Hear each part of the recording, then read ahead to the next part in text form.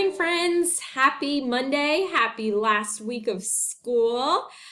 Today for you, it's pretty easy. I just want you to listen to the next little bit of the Rhino in right field.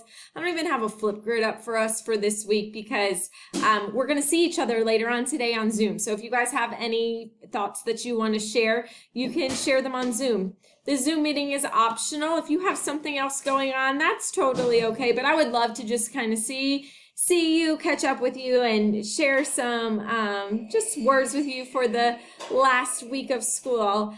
But that's all that's on the agenda for us for today.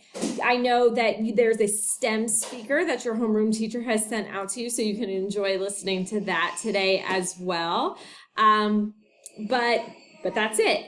The Just for Fun from Thursday, shout out to Caden Singh, he guessed it. It is pound cake because all of the ingredients equal 1 pound.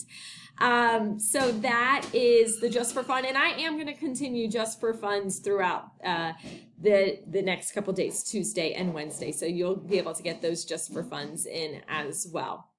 I hope that you guys have a great day, and like I said, Zoom at 10 a.m. today, and all of that information has been sent to Class Dojo for login.